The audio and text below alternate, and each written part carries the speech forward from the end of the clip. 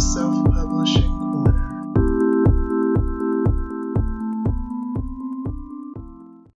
Welcome to another podcast episode of the Self-Publishing Corner. I'm your host, Cheryl Denise Bannerman, and this week we have a very special guest for all my poetry lovers out there, Wendy Van Camp. We are in the presence of Anaheim's poet Laureate, Emerita. She is a dynamic voice in speculative poetry, blending cutting-edge technology, astronomy, and daydreams into her work. Her talent has earned her nominations for the Elgin Award, Pushcart Prize, and Dwarf Stars Award. Wendy's poems, stories, and articles grace journals worldwide, such as Starline, Sci-Fi Coup, and San Diego Poetry Annual. And there's more. She also contributes to Indie Author magazine. As a member of SFWA, SFPA, and IBPA, which I'm also a member of, she's a co-chair of the SFWA Poetry Committee, and she's a passionate advocate for the speculative community. Now, some of you may be familiar with her poetry collection, her debut of The Planets, which was nominated for the Elgin Award. Welcome to the show, Wendy. Well, thank you for having me here, Cheryl. I'm excited to be a part of your podcast. Thank you. Thank you. We're so excited to have you.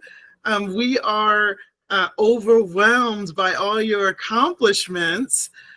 You've had such a diverse journey. I have a little sneak peek earlier. I know a little bit about Wendy's work at Mattel and producing TV commercials, and her journey as a poet laureate and for the city of Anaheim, California. And now she's a writing coach. What inspired the shift into writing and poetry? Well, I've always been a writer. I started writing my first novel at the tender age of 4 years old and always intended to be a writer when I grew up. However, when I was 12, I saw Star Wars at the local drive-in theater and was one of those kids smitten with George Lucas's new style of cinema and editing. I dreamed of becoming a filmmaker just like him. For 20 years, for 20 years, I worked in the film industry, starting at the lowest positions on crew and working my way up to becoming a freelance producer and director. And I loved every second of it. That's the time when I worked for Mattel as a toy commercial director. But anyway, never say never. I did not forget writing, and one day a character woke up in me and demanded I write his story. I returned to writing novels as a hobby and experimented with submitting short stories to literary journals in my 40s. My work started to sell. One day, when I was at a local science fiction convention, I happened to enter a writing workshop on Sci-Fi Coup poetry, basically to escape the heat of the day. I wrote my first poem in almost 20 years on that day. After I read the science fiction themed haiku to the class, an editor of a poetry magazine leaned over and whispered into my ear, "I loved your poem. I want to publish it. I'll pay you." It was the day I became a poet.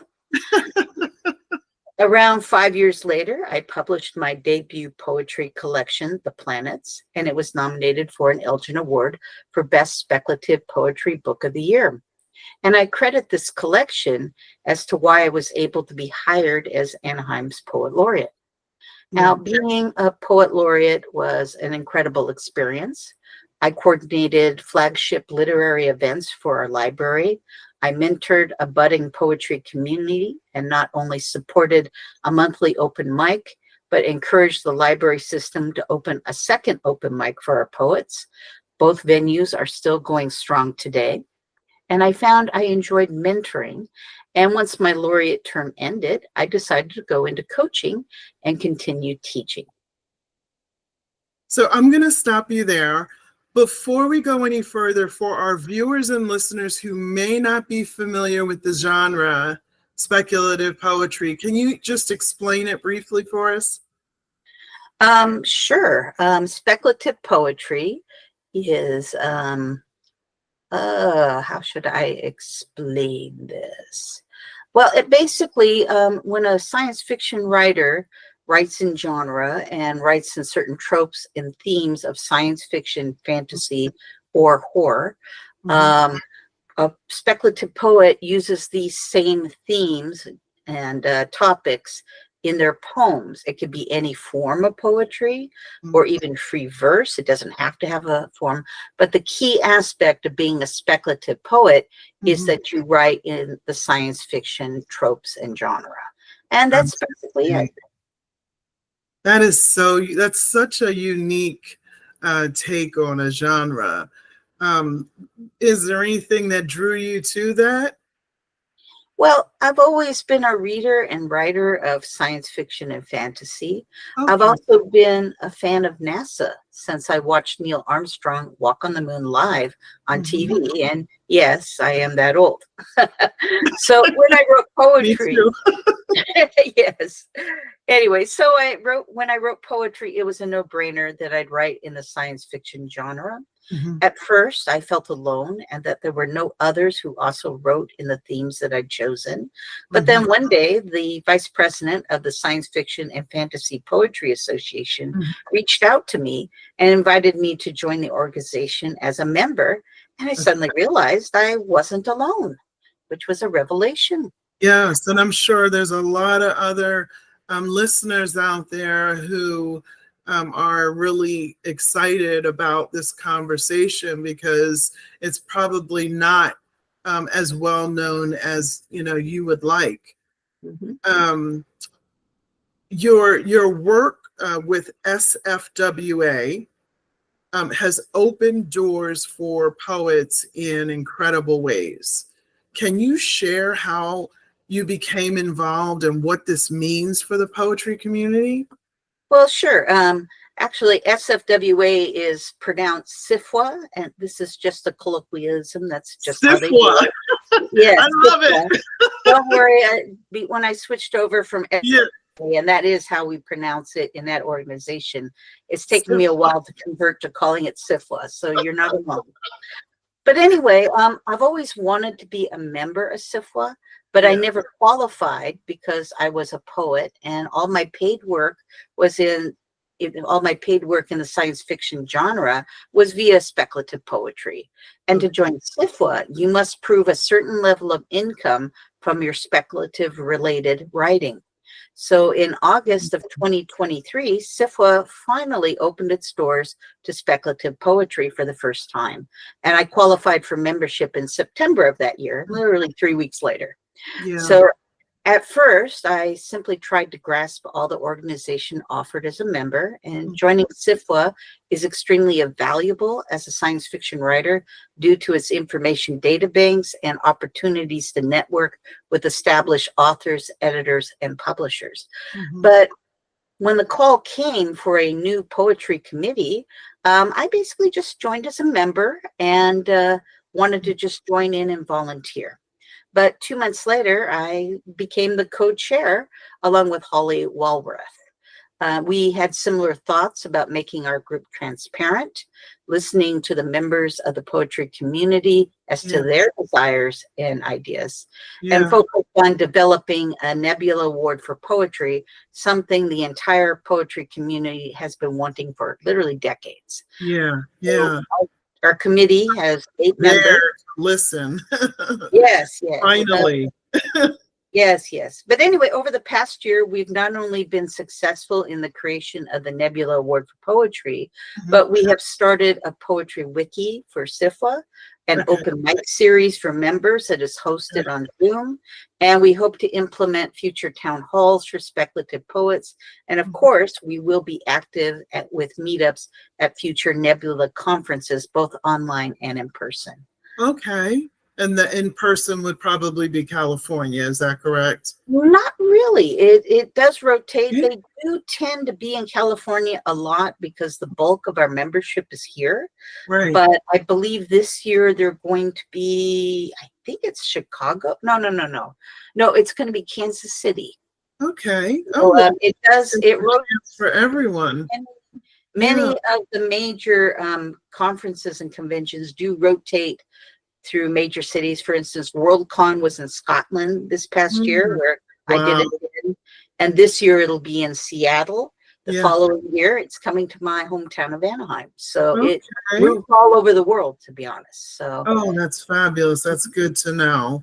And we'll share some links later, as far as how people can learn more.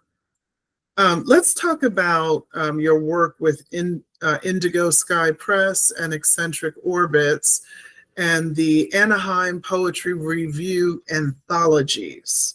So you created platforms for poets to share their voices. What has been the most rewarding part of building these types of spaces? well, it's been a true joy to be an editor of Eccentric Orbits. This is an annual anthology of science fiction poetry, and I've been its editor for the past 4 years. Dimensionful Publishing has been comfortable to work for, and seeing all the Riesling, Dwarf Star, and Pushcart Prize nominations for our poets has been gratifying. We probably have as many nominations as any major publication in the genre out there, and I'm very proud of that fact. Sure. As a poet laureate, I also developed Anaheim Poetry Review to be an annual literary anthology for our city. And Okay. it's been a place where new local poets can get their first experience of being published, and has been a tool of my mentoring of our poetry community rather. Although my term ended last May, my successor, Camille Hernandez, has taken on the mantle of editor and will be continuing the anthology for Anaheim. And with the startup of my own small press this past year, I hope to develop a new anthology series devoted to speculative micropoetry. Okay. And Indigo Sky is the home of my writing coach service and of my own books. So I'm sorry, go ahead. No, I thought you were finished. I'm so sorry. You had All talked right. about your mentoring, so I was just going to ask about you mentoring writers and poets, especially for those entering the convention scene. Can you talk a little bit about that? Oh, sure. First and foremost, you need to be persistent. Sometimes convention and men are slow to respond, and it's nothing personal. It's just part of their process of being volunteers. All too often, I hear writers and poets going, "Oh, nobody's talking to me. It must be racism or something." No, it is not. I assure you, everybody goes through this. It doesn't matter who you are, what your background is. It's the fact that they are volunteers. They're usually overwhelmed, and it just takes time, and you just need to have patience. Second, always be polite and easy to work with. If the admin asks you to work in a certain way, you should do so. And I think this is a no-brainer. I think in most organizations, you should do this. And third, and I think very importantly, you need to be reliable. If you are assigned to a panel or a reading, make sure you show up on time and do your best effort. And if you can't be there, let them know ahead of time, so they're not wondering where you are. And remember, getting on board as a convention speaker takes time. It seldom happens overnight. People need to learn of your reputation and of your publishing experience. And sometimes it just takes time for word to filter through. A lot of times you should seek out a mentor who could sponsor you to get in. And I have done that for many of our speculative poets. And today they don't need me anymore. Basically, they're going gangbusters. And this is for sci-fi and poetry conventions. I do this. It's basically the same for literary conferences. Okay. I do a lot of speaking at literary conferences, not just about poetry, but about writing in general. In fact, I think I'm going to be at the Working Writers Conference in March of this year, come to think of it. But it's basically the same thing. You build a reputation so that people maybe have heard of you first, and then you apply just like anybody else, and you meet their expectations. And if they have ideas, you respond favorably, and you work with them and make it easy for them to work with you. Don't be a diva, basically. Don't be a Mariah Carey. Yeah, well, I don't know about that. I love Mariah's music, so who can I say? But that's just the rumors. I don't know.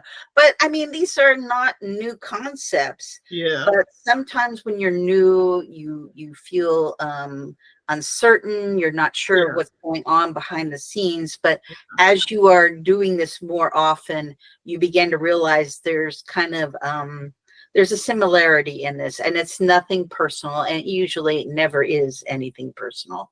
So that's what I like to stress with people. But I sometimes mentor because I do have a reputation, and sometimes I can shepherd people in because of my reputation. And so if there's somebody who I feel is worthy or is a member of one of the organizations I belong to, as a con coordinator, I felt it was my job to shepherd poets in. And so I did dozens of them. So, Okay. Wendy's a name drop person, so you can drop her name. Well, I don't know about that, but yes. Okay, so let's go back to your debut book, The Planets. Now, it's been nominated for awards and captivated readers. Can you tell us a little bit about its creation and what makes it special to you? Well, The Planets was my debut poetry collection, and it was a labor of love for me. I'd had the idea of writing a poetry volume of sci-fi coup for many years, but only completed it in dribbles and drabbles.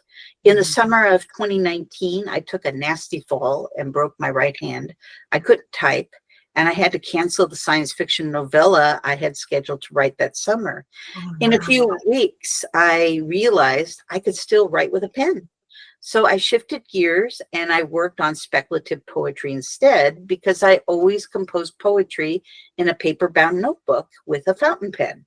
So this seemed to be an ideal way for me to use my summer effectively and not lose several months while my hand healed. So the book came together very rapidly, and I found a book cover I absolutely loved. And because my city was beautiful. Oh, thank you. In fact, let me hold it up here. It is beautiful. Yeah. I love that cover. I love it. Had to have it. Yeah, I don't blame you. Yes. But anyway, because my city was opening up the position of poet laureate to a new person, and one of the requirements of the job was to have published a book, I decided to go forward with indie publishing of the collection in October of 2019. And it was before the deadline to submit the application of the job. So I proudly held up my published book and read it at the Anaheim open mic.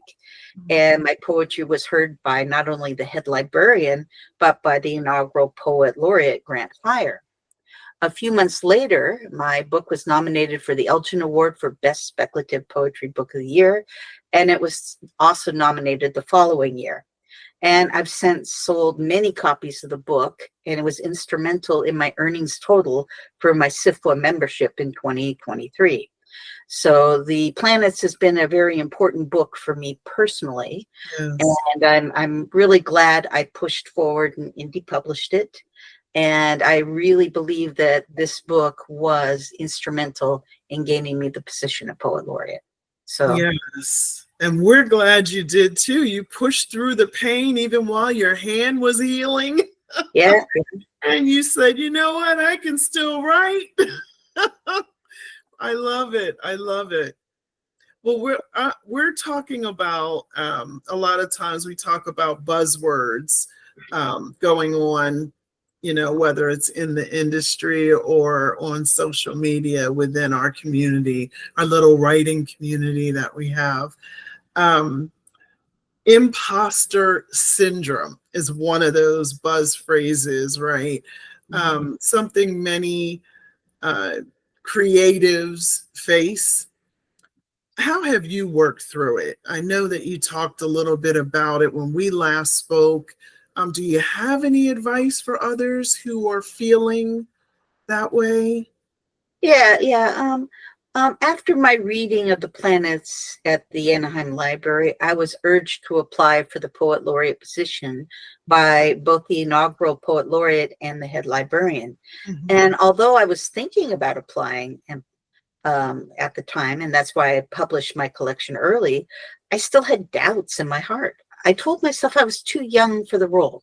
I Mm. told myself I didn't have enough experience. Now, neither of these were true, but I had a massive case of imposter syndrome. And when the deadline to submit for the Poet Laureate role came and went, Mhm. I breathed a sigh of relief, thinking I dodged a bullet because I couldn't bring myself to apply for the job Yeah. because of imposter syndrome. But a week after the deadline, I got an email from the head librarian urging me to apply for the job again. It seemed that she had gone over my writer portfolio website and liked what she saw. And for some reason, they hadn't found somebody they liked for the role. They had literally reopened the application process for me, even though they didn't say it outright. Yes. But I wrote back to her and I explained my fears and how I didn't feel I was qualified for the role. Right. She wrote back and says, I definitely was qualified in all ways. And she strongly urged me to apply again. And Mm. this finally gave me the courage to fill out the application. Yeah. So I underwent the interview process and even went to City Hall to be fingerprinted, which Mhm. is the first stage of the hiring process. But Yes. then a little thing called COVID happened. And in March of 2020, the entire city shut down. Mhm. And it's basically a scant 3 days after I'd been fingerprinted. And it Mm. was many months before I learned the city had closed the role of Poet Laureate and would not seek a new Poet Laureate on an indefinite basis. Because they just didn't know. Nobody knew at the time. Everyone was terrified. So it was a sad day for me. But during the time of COVID, these sort of things were very common. Yes. By this time, I wanted the job. I still felt unworthy, but I decided to be proactive. I Yeah. started to attend speakings by poet laureates where they talked about what they did for their respective cities. And after Okay. hearing about 24 of them speak, I realized I had all the skills they did. And from being an Uh-huh. editor to having a podcasting experience, to running open Yes. mics, Yes. developing a poetry community for the SFPA. Yes. Um, so in January of 2022, this is 2 years later, I Yeah. got a call just out of the blue from the city of Anaheim asking if Yeah. I still was interested in being their poet laureate. And of course, my answer by that point was a very Yes. confident yes. But if you do have imposter syndrome, do some research, see what other people are doing for the role that you are seeking. It doesn't have to be a poet laureate role, it could be some other job. And Sure. see if other people are doing what you have the skills for. And if that answer is yes, put aside your fears and go for it. Yes. Yes. I think in my profession, both my full-time role and my role as an author and all the other hats that you wear, that often sneaks in, and I feel like a lot of times we're standing in our own way, so we have to kind of, as you said, face your fears, but kind of get out of our own way because all of the negative self-talk that goes on sometimes in our head that we have to shut up, it can hinder our progress. So I think that that's really good advice for anyone facing that. And it's just really hard out here, honestly, to be a self-published author. We have to do everything, and I know you kind of understand that because you wear many hats as well. You're balancing writing, running a press, creating jewelry, attending conventions. It's how do you manage your time and stay positive and inspired? Well, I kind of use a bullet journal to keep my tasks on track, and Oh, combined with my Google Calendar. The yes. calendar reminds me of events or coaching sessions, but the Yes. bullet journal gives me the satisfaction of checking tasks off. Remember, I'm a huge fountain pen user, so I have to find Yes. ways to use my Love it. fountain pens. I But love it. I love I it. I love, have papers everywhere, yeah. notebooks everywhere. That's me too. But I love having the paper book here on my desk, and it just stays here open on a writing slope. And I use my pens to manually check off things as I do them. But I also find when you put things on paper, it doesn't move the way a computer screen does. And somehow that seems to interface with my mind better. So I kind of can I'm a very visual thinker. So I Yes. can visualize it in the notebook better than if it was on some kind of computer screen. Now, everyone's different. Could be Yeah, some people would prefer a computer task sure. list. I personally like to have the paper version. Plus, it gives me a way to backtrack through the years in my paper bound books, and I keep them in a box. And if I want to go back and look and see what I was working on or what I was doing at a certain time years ago, I Mhm. always have those books to refer to. Okay. But other things that I do is I've kind of learned to give myself permission to take time off. Uh, Yes. but the trick is to not allow those times to extend for too long. Yes. Because a regular writing practice, it needs to be balanced with a healthy life. You need to have time for your family. I like to spend time with my husband on occasion, more than just saying hello at dinner. Um, but when I first started writing, I kind of fell prey to that advice where you must write every day. If you Yes. be a successful writer, you must write every day. Yes. I find that if I do that, I burn out very easily. Yes. Me too. And I tell myself, if you're a plumber and you're making your living doing plumbing, do you do plumbing every day, or do you go off on Friday night with your friends and have a beer? Well, we writers, this is our work, what we do for a living. We Right. are also entitled to take a day or two off now and then. Right. So I have developed something that I call an art Sunday. And when Mm. I'm not out speaking on Sundays, which I do quite often, but on those Sundays when I'm home, I allow myself to do paintings and artwork. It's still creative, but it And exercises jewelry? the brain. So but just give yourself permission. Yes. It is okay to take a little time off. Just don't Yeah. allow those times to suddenly turn into 3 to 4 weeks. Right. Keep it just A month. 1 or 2 days, or allow yourself a vacation. Go off for a week, go Yes. somewhere, and don't Yes. write when you're there. Spend time with your family and loved ones. So Yes. I like staycations. So, if there's like a hotel, spa, resort or something like 30 minutes from here, do a I have little not done staycation that, but on I've the often weekend. thought about it. I think that's a healthy thing to do. We have what is called a Glen Ivy nearby, and I've always wanted to just book a day and do a Yeah. spa day. It's a Yes. little expensive, but one day I think I'm going to try that. It's listen, you just do it. Spas are my thing. And I really think that it helps me to recharge and refocus. It's very important to have those breaks so that we don't burn out. I Definitely. agree. So going back to speculative poetry,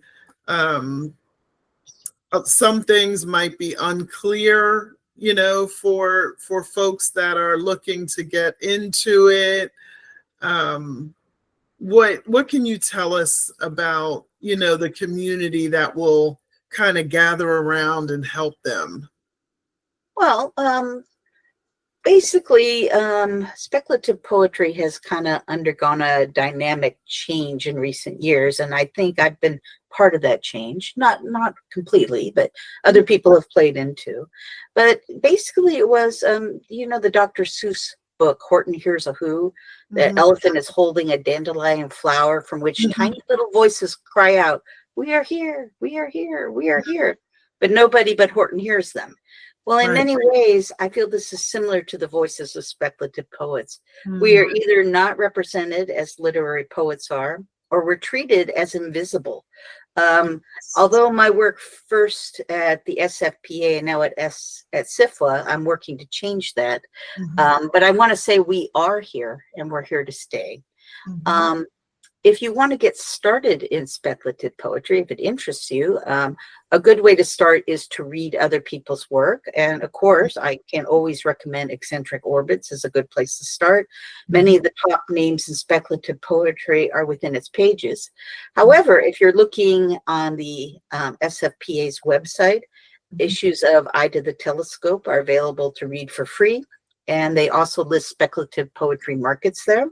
Another free place to read speculative poetry is the Starlight Sci-Fi Coup Review, the Space Cadet Science Fiction Review, or the Flying Saucer Poetry Review, which are all published by Starship Sloan. They're all online, and they're considered literary. He has a literary magazine too, the Lotus Tree, as well. But he is very very accessible in speculative poetry, just to get your feet wet and read for free. And many poets that participate there, including myself, are really good poets, and I can't recommend their work very highly. And I think Justin, as editor, has done a wonderful job in highlighting the voices of speculative poetry. But you know, also, if you read pro magazines of science fiction, like Science Fiction and Fantasy and Asimov and Clark's World and all those, they all feature speculative poetry as well. Yeah, not as much. They're more into short stories, but you can always find a very good speculative poem or two in their pages as well. And this would be like the first step if someone wanted to start writing, is to look at other speculative poets' works and read some of it. Yeah, there's some certain tropes that are very common. There's certain ways that people write it. For instance, narrative poetry is very popular in speculative poetry. It's almost like a very short, condensed story, but told in poetic form. But there's lots of haiku form. The sci-fi coup that I specialize in is extremely popular. Haibun, which is also a Japanese form, is very popular in speculative poetry. So as you read other poets' work, you will see certain tropes, certain forms repeat themselves over and over, and it'll give you an idea of what is more acceptable, I guess. I don't know if I would put it quite that strongly, but more of what you might want to emulate as a speculative. Now, haiku is very short. Yes, it's 3 lines. How do you squeeze a story into that? Well, it's not really that narrative. For some reason, I just seem to be very good at tiny poems. I don't know why. They just seem to work for me. But I do teach a method of writing sci-fi coup. So if you'd like to take one of my classes, just look at various science fiction conventions. I often teach it for free there. I believe I will be teaching it in San Diego this spring in the San Diego Library System as well. But it's basically you brainstorm 2 ideas and they meet at a certain cutting word in the poem. And I work in things that are kind of, I don't know, I try to create visuals that maybe the mainstream would understand. And I work that in with just a word or two to bring this bigger idea down to fascinating. It's not an easy form. I know it may sound easy because they go, "Oh, we'll have the children write it." No, haiku is an incredibly difficult form to It write sounds and like write well. And when I go to haiku societies where they specialize in literary haiku, I mean, I just bow to the masters there because I'm yes. nowhere near what they do.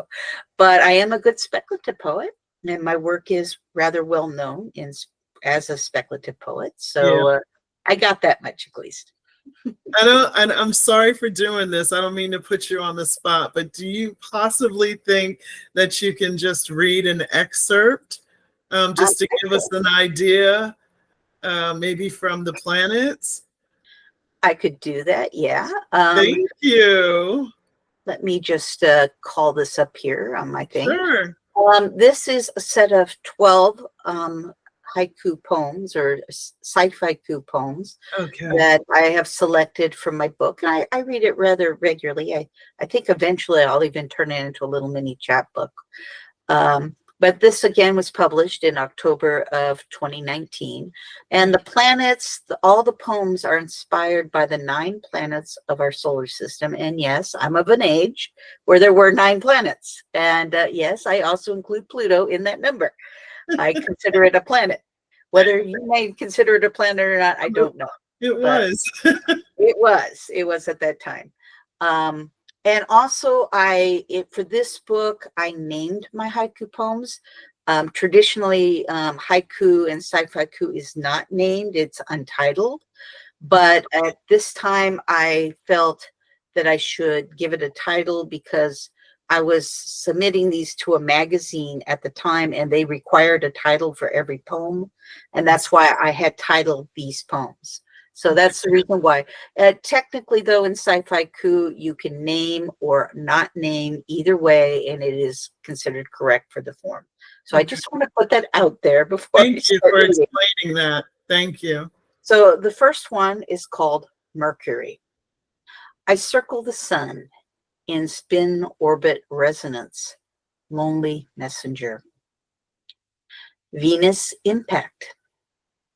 Sulfuric air of Venus burns meteors of certain size. Small rocks need not apply. Dysphoria. Life springs from the earth. Humans are as seeds on the wind, colonizing worlds. Oceanus. We call our home Earth, part of our short-sighted hubris on a world of water. Mars. This elderly world, lost global magnetic field, can't hold its breath. Canals. Mistaken translation, Italian Canelli creates hope of Martian life. Jupiter's rings. One bright main ring, the halo forms an inner torus, on edge glimmers gossamer dust. Saturn's rings. Rings spin their own path within the giant disk. Mind the Cassini gap. Saturn's attraction. Love is magnetism. As sparks flash in my winds, metallic hydrogen dynamo. Titan. Your deep canyons hold rivers of hydrocarbons. Will we plant our flag? Enceladus geysers. Hot geysers take aim at Saturn's magnetosphere, mingle and merge. Uranus breath. In monotonous teal, methane hides soul of giant, wild winds storm beneath. Deep blue world. Methane not the reason what secrets lie beneath of Neptune's royal blue. And the final poem of this set is Planet Pluto. In the Kuiper Belt, dwarves mingle with comets.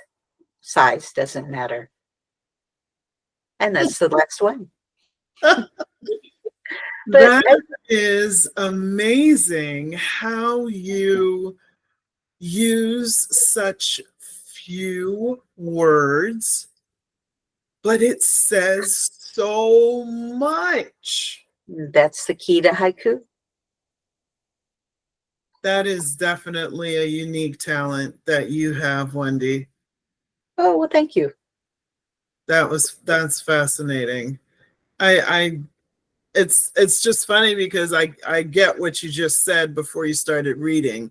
Some people might think, oh, it's just a few words, just but it's not. Just listening to it, it's more than that, and Yeah. that's really something. Now, one of my unique takes on sci-fi haiku is that in traditional haiku, there is something known as a kigo, which needs to be in every haiku poem. And a kigo is a seasonal word. But as I like to point out, in space, there is no spring or summer or fall. There's just nothing. So I like to substitute the concept of time, just plain time, a moment in time, in place of the kigo. And it seems to work really well in sci-fi coup. So if you want to attempt sci-fi coup, you might want to use that idea as well, although let's just say it's not official, but I think it works really well. Yes. Well, I just want to thank you for, first of all, thank you for doing that reading. But thank you for sharing your story and experiences with us today. It's been a real pleasure having you. Oh, well, thank you for having me here, Cheryl. I appreciate the offer, and it's been a lot of fun. Well, we're out of time, guys, but let me tell you how you can get in touch with Wendy. She has her website, wendyvancamp.com, and Indigo Sky Press is indigosky.com. She's also on Amazon, Medium, Instagram, Blue Sky, and a free monthly newsletter on Substack. So I'm going to be pasting all of those links for you in the description area below the video. That's our time. I hope you guys enjoyed this episode of the Self-Publishing Corner podcast. Until next time, happy speculative poetry writing.